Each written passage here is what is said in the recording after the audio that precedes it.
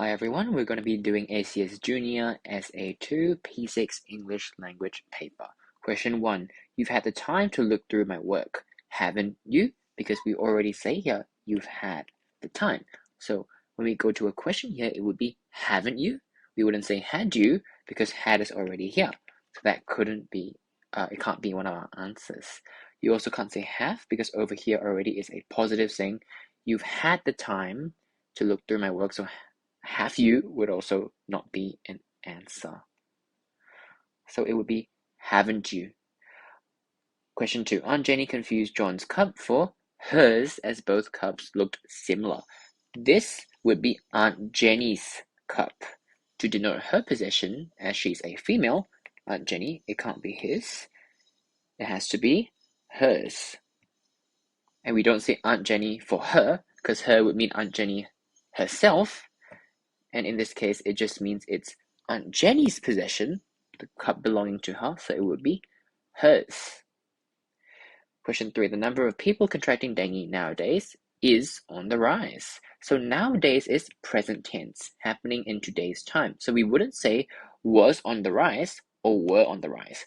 We also wouldn't say are, because even though people is plural, don't get tricked. We're talking about the number is on the rise, not people. We're referring to the number of people, which would be is. Question 4. Neither the students nor the band instructor knows where band practice is being held tomorrow. So for this, it actually is singular. Always remember, neither nor is not the same as either or. Either ... or would always be something plural.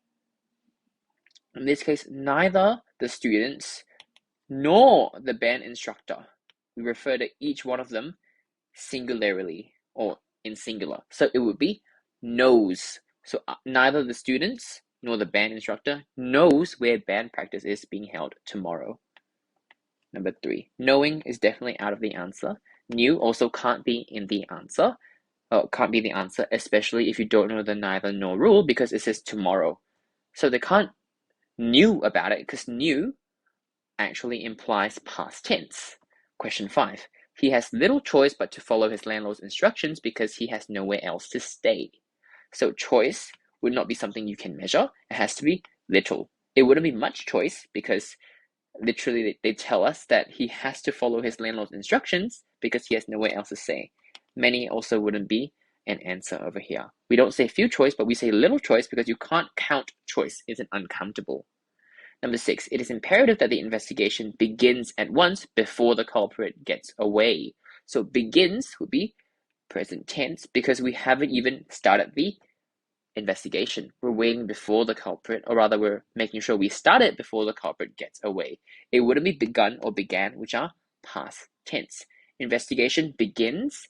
Investigations with an S, that's when we say investigations begin. Okay? Because singular and plural rule again. Number 7, Mr. Lee made the students file their worksheets into the respective files. Students, plural. So students file, student files his or her worksheets. Okay? Same rule here as the rule here. Number 8, I looked this word up in the dictionary, but I still don't understand how to use it, said Gloria. So you look a word up. It just means you find the meaning. It's always a paired phrase. Look this word up. Number 9, you will not be allowed to leave the examination room unless there is an urgent and pressing need to. It wouldn't be if, it wouldn't be however. It means the rule is that you can't leave the examination room unless you fit the criteria of having an urgent and pressing excuse or need to do so. Number 10, with a good command of the language, you will be able to answer most of the questions asked during the quiz, Mother reminded me. So, command of the language, that goes together as a phrase. We don't say command at, or command over, or command in the language. It's always your command of the English language.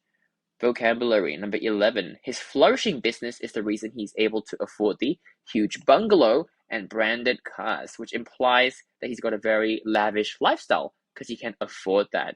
So we know it's flourishing, which is tied to booming business. Get out your vocab books, or if you have this worksheet, write down the meaning. Flourishing means a booming business, BB. So it means your business is developing rapidly and successfully. That's why you can afford expensive things like a huge bungalow and branded cars. We wouldn't say waning.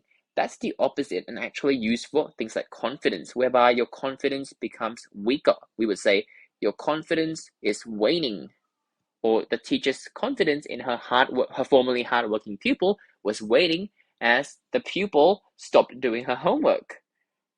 Number 2, aspiring. It would mean directing one's hopes or ambitions towards being a specific type of person. For example, I have aspirations towards being a teacher.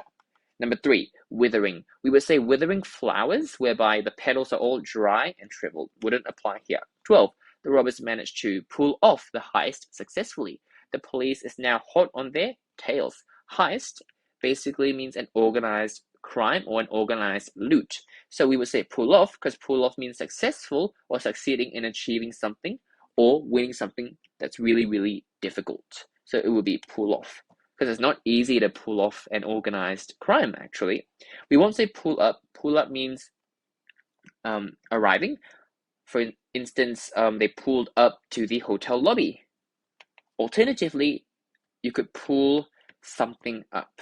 We wouldn't say pull over, because pull over means your car stops at a certain pickup point, and then you proceed to pick that person up in your car. For instance, the car, or rather, hi Uncle Tan, can you pull over and stop at the side of the road so I can get off and go into Neon City? Pull through means you don't give up. Someone with cancer could make sure that they get through an illness or a difficult situation, and through their resilience, they make sure they pull through. Number 13, your indecipherable handwriting makes it impossible to read what you are writing. Please learn to write neatly. Mrs. Tan chided. Chided means reprimanded, admonished, or scolded, okay? And for here, we know it's indecipherable because that means your handwriting is so ugly, it's like doctor's handwriting, whereby you're not able to read or understand the handwriting. That's why we say indecipherable handwriting, which would be the answer. Inexplicable means unable to be explained or accounted for. Incoherent means incomprehensible. For instance, if someone is shouting really incoherently, they're swallowing all their words and they're just barking and barking. You can't understand them. Inaccurate means it's false or it's misinformation. For example, if I say chickens don't lay eggs, that's an inaccurate misinformation. So it wouldn't apply here because it's handwriting, which is visual, right? So it has to be option 1. 14, the discipline master admonished us for our terrible behavior at this morning's assembly. So I've talked about how chided, admonished, and scolded are synonyms. They all mean someone is berating you or chastising you, whereby they're scolding you, essentially, because they made a mistake, right? They had terrible behavior, therefore invoking the discipline master's admonishment or wrath. So we wouldn't say urged, because urged here means you try persistently. For instance, I urge you to try a particular vitamin because I think it could make you healthier. Exiled just means you're expelled from your country. If you did or committed a war crime, you could potentially be exiled from your country, exiled from Singapore, and never allowed to return. Exhorted means strongly encourage or urge someone to do something. Wouldn't be here either. It would be admonish, whereby you warn or reprimand someone firmly. That's the key definition. You can write that down in your sheet. Number 15, the history project is due in 3 hours, but they have only just started working on it. Now, it is truly at the 11th hour because it's due in 3 hours, but they only just started. Isn't that really last minute? Can any one of you relate to procrastinating? Yeah? So we wouldn't say in the nick of time, because in the nick of time means only just in time. For instance, if a robber robs a bank and the police was called and they arrived conveniently right before the robber has left, we would say in the nick of time, the police arrived. So it's only just in time. Time to hit the road means to leave a place, wouldn't be that. A race against the clock means an urgent situation where something has to be done very quickly. It wouldn't really be this. It's more so at the 11th hour because you want to have a meeting whereby they are completing the history project in a really last minute manner, whereby it's at the latest possible time period or hour because they're doing it right before it's due in 3 hours time. Okay, number 16. So let's read this. Work from home or the office, people are torn. This is considered as one of the most controversial topics of today. Controversial means contentious. For example, if you have a debate, it could be on something really, whereby you have opinions on both sides. For example, should we ban smoking or should we not ban smoking? So it would be a controversial or argumentative issue. That would be over here for controversial topics of today, because for work from home, some people want you to return to the office. Some people, particularly the younger generation like myself, or even your generation in the future, we would prefer to work from home. Ambiguous just means unclear. For example, if I explain to you how to do this exam paper in a really unclear way, I just go and say blah, blah, blah, blah, blah, and you don't understand, you would say there's a lack of clarity and it's ambiguous. Back to the passage. While some people believe it's best to go back to pre-pandemic patterns, many others have opposite beliefs. The idea of returning to office is daunting to some. Daunting, question 17. It means intimidating because it's something whereby if it's daunting to you, you have a frightening, overawing, or threatening effect. For example, if you've been, I wouldn't say lazing around, but you've been having a more relaxed work from home environment, and suddenly your boss goes, okay, you can't work from home anymore, you can't take meetings on your bed or do Zoom calls, you have to come back to office every day 8 a.m. Isn't that really intimidating? Yes, it is, especially for some people who started work during COVID. They've only known how to work from home, right? Because they started work when work from home was the only option. You can't say baffling because baffling means it's impossible to believe or it's really perplexing. For example, if I say, did you know there's this immortal chicken, a chicken that never dies? That would be a baffling fact because you can't believe that. We also wouldn't say crumbling. Crumbling just means breaking or falling apart into small fragments like a crumbling biscuit. We wouldn't say deteriorating because deteriorating means it becomes progressively worse. For example, a good student who stopped doing their homework, right? They would see deteriorating marks and academic standards. Same thing with health. Your health could also deteriorate over time as you grow older. Back to here. In a survey conducted, most of those who declared that they would prefer to work from home are those with young kids. Susan, 35, mentions that she feels like she thrives while working from home because she can juggle many responsibilities all at the same time. Question 18. Simultaneously means all at the same time. Remember that, so that's the answer. Chronologically just means in order. For example, from the first event to the last, and you follow a degree of progression. Systematically means in a very organized manner, and promptly means quickly and timely. Number 19. Let's continue reading. Namely, being a mother, wife, and a worker. The pandemic has changed the way the world works. Many people now feel that they do not need to be physically present in an office setting to be fruitful in their work. Number 19. Fruitful would mean productive because that just means you're very efficient and you can get things done, which fits the sentence over here because many people actually feel they don't have to be in the office in order to do their work well. They can do it really well from home and by attending virtual meetings. So why is there a need to return to the office, right? We wouldn't say dynamic. Dynamic means lively, excellent means really good or stellar, and conscientious means very attentive to something. Organizations around the world have experienced unprecedented disruption due to the change in working patterns. For those with the resilience to adapt and ride the waves, the change has felt like anything from a carousel ride to a full-blown shipwreck. So disruption here would actually mean interruption. If you disrupt an industry with a new invention, it could mean you're intercepting the norm and creating something new. For example, nowadays people don't have normal offices. They have something called co-working spaces, whereby you have many different companies that rent the same space and they all share it. That would be an interruption to the conventional way that we work. In fact, this entire article, this topic, work from home, is a interruption, or something that intercepts the normal office working environment. We wouldn't say confusion, because confusion just means confused. For example, his confusion that despite studying for the exam, he still ended up failing.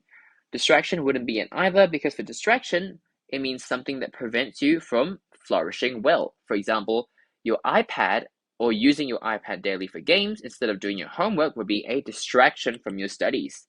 Commotion just means a huge noise. let's look at graphic stimulus, okay? So read that on your own. Question 21. Which of the following statements about the reading festival is false? It would be option 1. Margaret Hayward will share about the hardships that she is facing. Why? Because she actually shares about hardships others are facing, right? Not her own hardships of her personal life.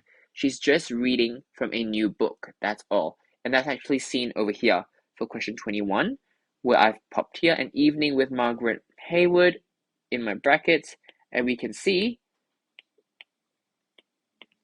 that she is actually reading from her latest book called The Chronicles of South Africa, where it's a collection of short stories shining a light on the current hardship of the people of South Africa. So it's the hardship of people of South Africa, not Margaret. Question 22. Jeff has a copy of The Chronicles of South Africa purchased from another bookstore. He can dash. Note that this book is by Margaret, Chronicles of South Africa, so the answer will be he can attend the Margaret Hayward's talk. See? That's her book. Next one, number 23. The reading festival dash. It would be has events that are held at the same venue. So let's have a look here. Question 23. See, the reading festival would be at, and at denotes or tells us where the venue is. It's at the Global Bookstore. So over here will be the answer, option 4. Question 24. Zikri, age 15, likes hands-on activities. However, he will be away on holiday from 5th to 12th November. Which event can he take part in? So this period, he's gone. He can't take part in any live events unless there's maybe an online event. But there's no online events that we've seen in the passage if you've read it. Question 24 will tell us that he can attend the book launch. Because, look here, I've bracketed the date. 12 November is the book launch, right? And there's a talk by the author and book signing 10 p.m. to 3 p.m. So he's gone from 5th to 12th November. He can probably still make it for the book launch if he's back in time. 25. What is the purpose of the interview with Jane Ho? Let's have a look here.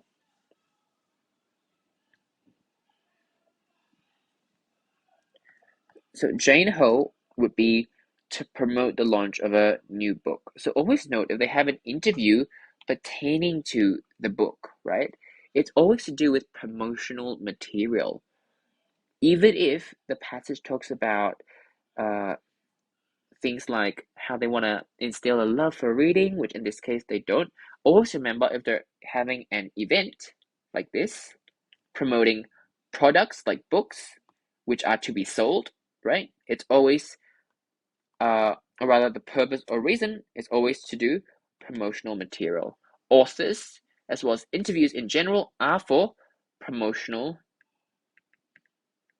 materials and means. Next one, number 26. The Adventures of Dr. Vision Super Spy series is inspired by the author's children. What does it say that? They literally put here, what was the inspiration behind the Adventures of Dr. Vision Super Spy? We would say, my children, Max and Mary. They spent a lot of time indoors and on electronic devices. I want them to know how to take good care of their eyes. Number 26. So that would mean that this series is actually inspired by the author's children. Number 27. According to the flyer, major myopia is number 4. Always thinking of ways to lure victims into his traps. See?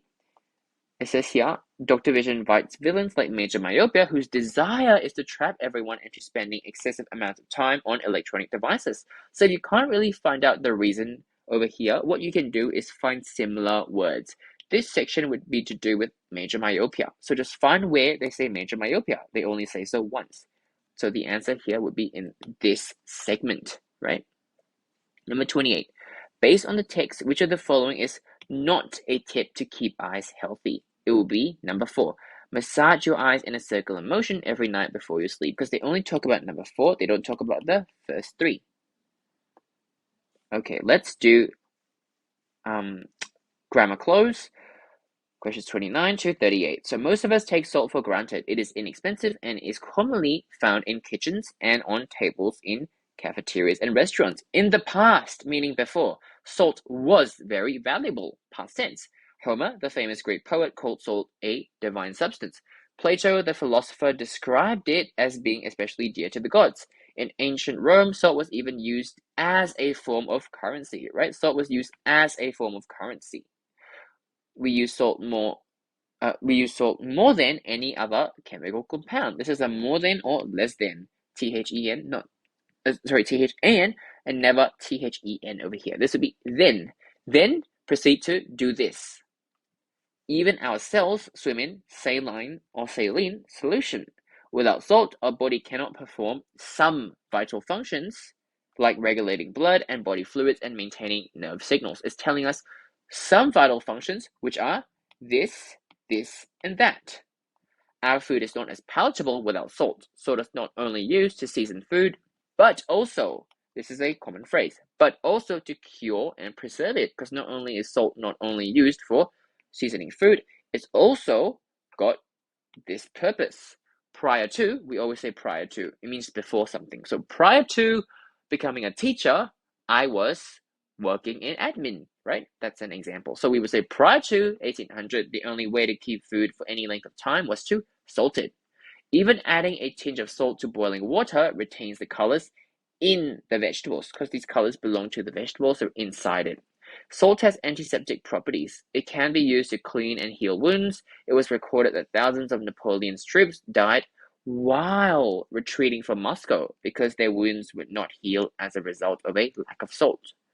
Salt can also help melt ice and prevent it, because we're talking about the ice. We want to prevent the ice or it from refreezing on roads and walkways. How do you know we're referring to ice here from the edge and not salt? Because only ice can refreeze, because only ice was frozen before, and therefore only ice can refreeze again. Thus, salt is sprinkled to roads in winter to de-ice a slippery pathway. The list of uses of salt can go on, and this reminds us of the important part it plays in our lives. Editing. Number 221B Baker Street in London was the home of the famous sleuth, which means detective, Sherlock Holmes and his friend Dr. John Watson. It's a really famous book series, actually. According to the detective stories created by Sir Arthur Conan Doyle, they lived there from 1881 to 1904. If there's a to, we always say from what year to what year. Today, the place housed the Sherlock Holmes Museum. It says today, right? And the place. So it would be today the place houses the Sherlock Holmes Museum. Sherlock Holmes is the finest criminal detective in English literature. We don't say literature, like the spelling here, but literature, right? He displays an ability to solve baffling crimes. Baffling, it was in the vocab section, just means, oh wow, that's a very unorthodox or unique crime, very perplexing, whereby lots of people would get confused by the facts of the crimes, right? But yet he's such a good detective that he has displayed his ability to solve baffling crimes through clever observation. He draws amazing conclusions from minute details. So don't confuse this with 1 minute, 2 minute. This also means minute, which means really small details. For example, if there's a piece of tiny hair on the ground, that's very small and negligible. It's minute. Nobody would notice that except for a really good detective like Sherlock Holmes. Number 45. This detective is also equipped with remarkable powers of concentration and a wide knowledge of science. These are just spelling errors. We don't say equipped, we say equipped, right? There's no W. And knowledge wouldn't be knowledge, it would be knowledge with a D. Always D-G-E for knowledge, okay? Common error. Characters of every type would call at his house for help to unravel mysteries. Unravel is spelled U-N-R-A-V-E-L. Holmes is often pictured wearing a deerstalker hat, smoking a pipe, and carrying a magnifying glass. We don't say carrying because it says often wearing, therefore carrying, right? Besides being an amateur detective, Holmes is also a chemist, an accomplished violin. We wouldn't say he's a violin because violin is the instrument. I can't say I'm a piano, right? But I can say I am a pianist, or I play the piano or the violin. in this case, we're referring to who he is, and he is an accomplished violinist, an expert in beekeeping, a boxer, and a swordsman. The character of Sherlock Holmes is without doubt one of the most beloved figures in the history of mystery fiction. Time for close. Once upon a time, when the computer was first invented, one had to feed it with a stack of punch cards to operate it. Then there was the keyboard, which made the operation easier, because you make it easier, right? By having a keyboard instead of having punch cards. But over here, it's in the past, so it has to be made. First thing you do when you see close is find the general tense of the passage. Had means it's past tense. Number 52. A milestone in computer interaction came in the form of a mouse, meaning the form of something. And in this case, it's the form of a mouse. We can get our computers to do things by pointing and clicking with a mouse.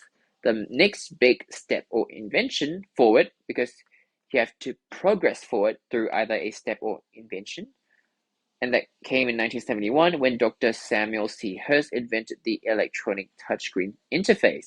As a lecturer at the University of Kentucky, he had to battle with the huge task of reading huge amounts of data from a strip chart. Alternatively, you could say things, I wouldn't say huge is the best answer, like tedious task, meaning it's really tedious if you have to read so much data from a strip chart, right? Or it could be challenging, or if you want to go for bigger words, you could say onerous. Onerous meaning it's a really task-oriented, difficult, and taxing task, meaning it's very draining. But if you're revising this right before your exam and you don't want to run the risk of learning new spelling words that you could potentially misspell in the exam, use something that's easier to spell so you get the mark, because your exam is about maximizing your mark. If an easier method could be devised to do this work, his students would be able to complete their work faster. Dr. Hurst started thinking of a way, and in the process, created an input tablet that could sense the pressure of a stylus. In 1977, he and his team came up with what was to become one of the most popular touchscreen technologies today, the 5-wire resistive technology.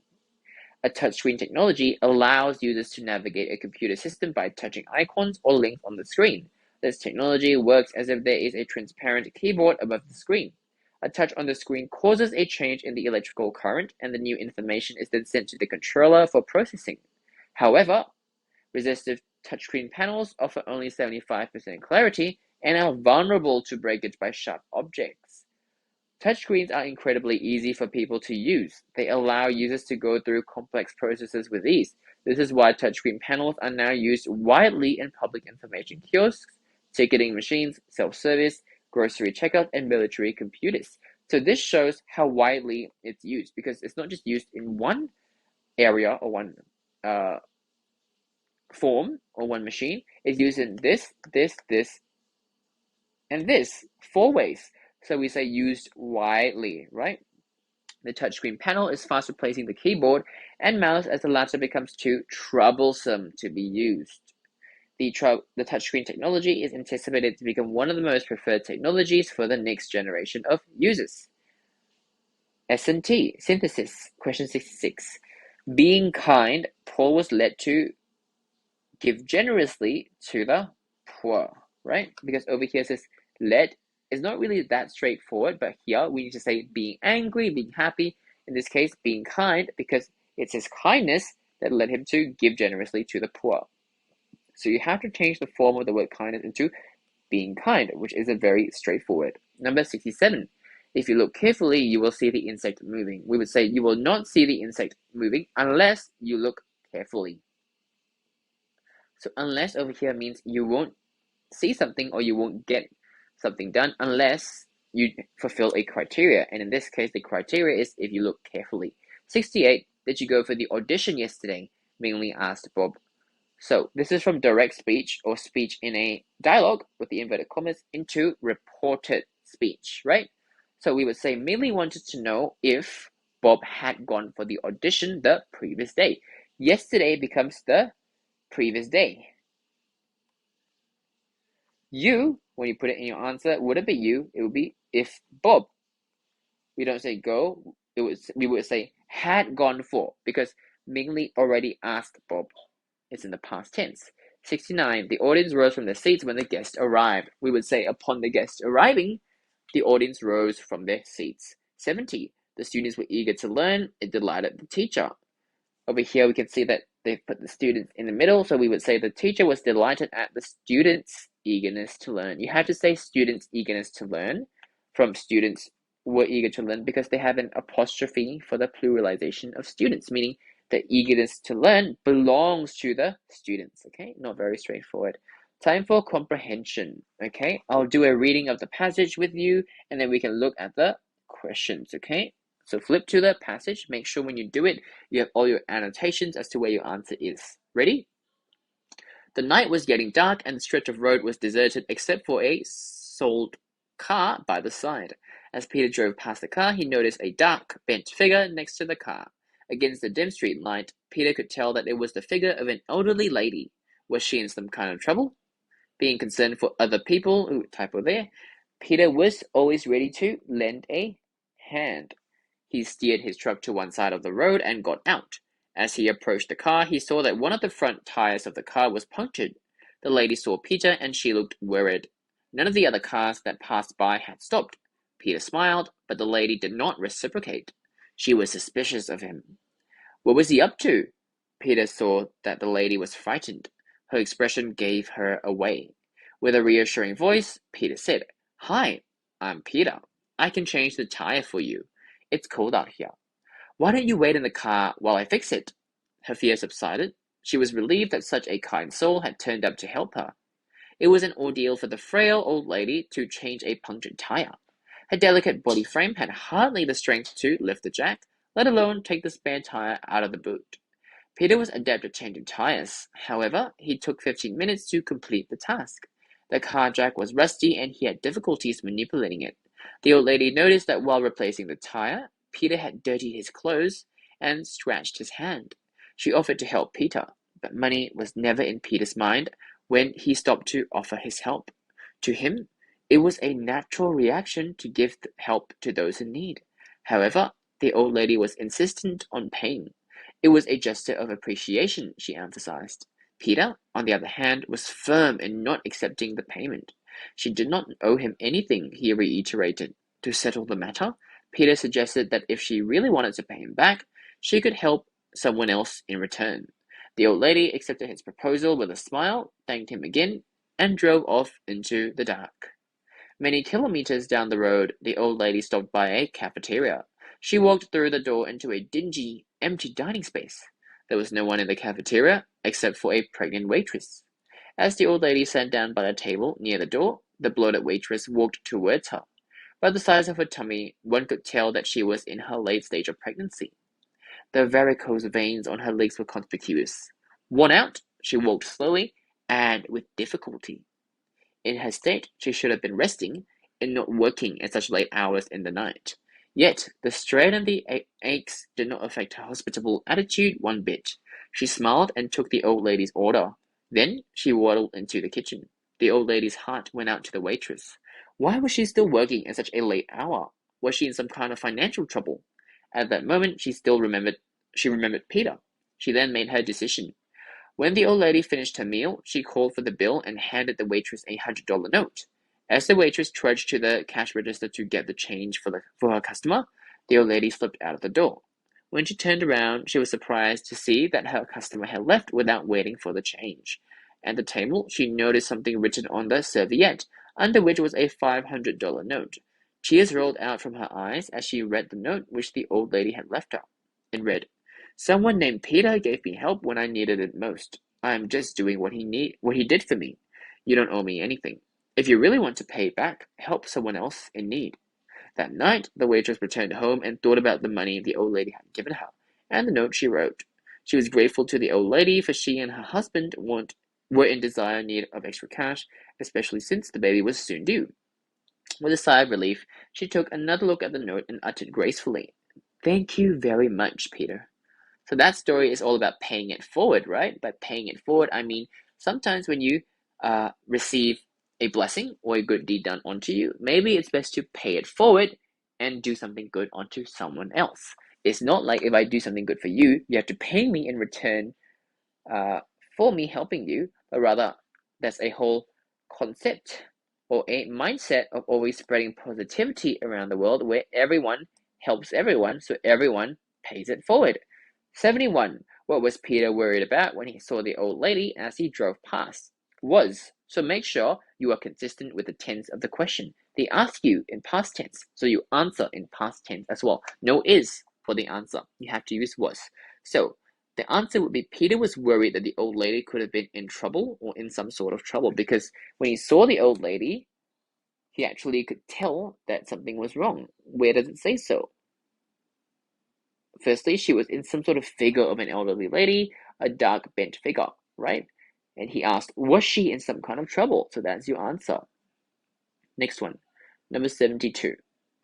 Which sentence in the second paragraph shows us that Peter was considerate in nature? So you just have to find the second paragraph and find a sentence that demonstrates Peter is being considerate and looking out for others. So the answer would be being concerned for other people. Peter was always ready to lend a hand, meaning he's always ready to help others. 73. Explain clearly why the old lady was worried when she saw Peter. So the answer would be she felt suspicious of Peter as none of the other cars that passed by had stopped to help her. So when Peter had stopped to help the old lady, she was suspicious of what Peter was up to. For example, you don't really know what's happening because it's really dark at night, no one else has stopped. How is she supposed to know that Peter would help her, right? It's the last thing on anyone's mind. He could potentially have been a threat in her mind. So you can see over here, that's the answer for 73. None of the other cars that passed by had stopped. Peter smiled, but the lady did not reciprocate, meaning she did not return the smile. She did not feel the same way. She was suspicious of him. Let's look at 74. So 74, in paragraph 3, how did Peter get the old lady's fear to subside? The answer would be Peter talked to the old lady in a reassuring voice, conveying that he did not want to cause trouble, but help her as he felt concerned for her. Or concerned if the question is past tense. Yeah, so we would say felt concerned for her with ed. Sorry about that. Always keep consistent to the tense. So you can see over here, for 74, it says here with a reassuring voice, Peter said, hi, I'm Peter. I can change the tire for you. It's cold out here. Why don't you wait in the car while I fix it? And because he offered to help, her fear subsided, and she could see how sincere he was about helping her. See, she was relieved that such a kind soul had turned up to help her. Let's look at 75. Look at the table below. What do the words in the left column refer to in the passage? Write your answers in the column on the right. A dark bent figure would be the old lady.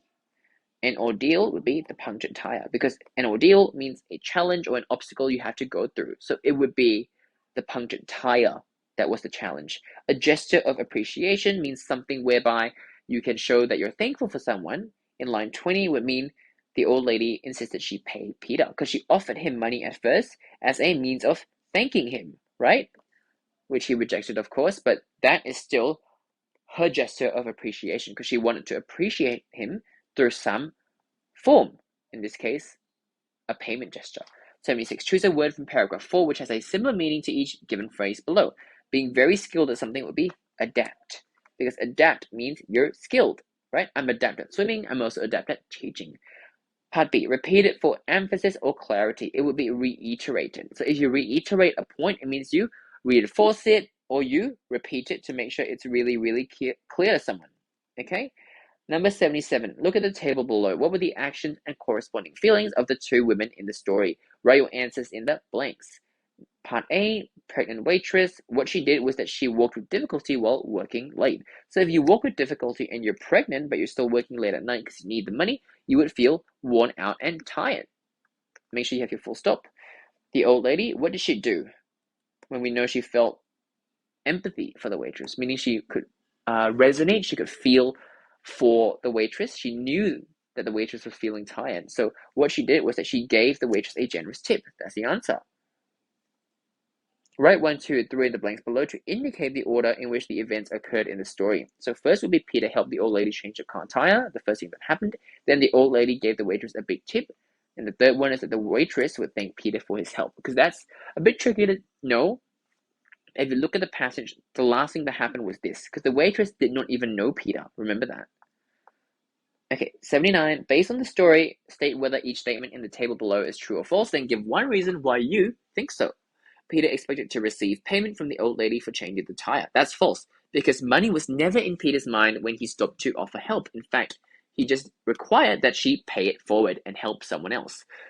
Though tired, the waitress served the old lady in a pleasant manner. That is true, because we know that the starch and the ashes the waitress suffered did not affect her level of good and amiable service one bit, meaning whatever was causing her to feel tired, it didn't affect her good and amiable service at all.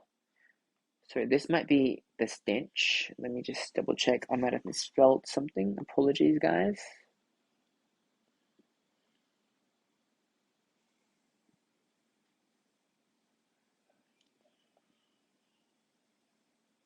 Oh, yes, it would be here. See? The strain and the aches did not affect her hospital attitude one bit. So that was a typo. I apologize, everyone. So this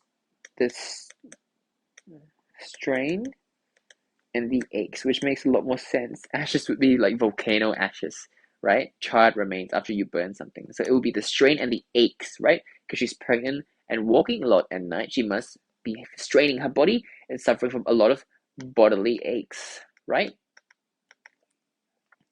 The waitress did not need the $500. This would also be false because the waitress and her husband were in dire need of the cash, especially since her baby was due soon. So it's false that she didn't need the money. She was very grateful and she did need it. Why it's were is because the waitress and her husband, right? Two people. So we say were, plural. 88. Explain why the waitress was thankful to Peter at the end. It's because she was thankful to Peter as if he had not helped the old lady. She would not have been inspired to help the waitress by generously offering her money. Since Peter initiated help towards the old lady and challenged her to pay it forward, the waitress received the extra money she needed. Part B. Based on the story, how should the waitress pay the old lady back for the money she had received? It would be the waitress should offer help to someone else in need because we have this whole paying it forward concept. See you in the next paper, guys. Have a good study session and take care.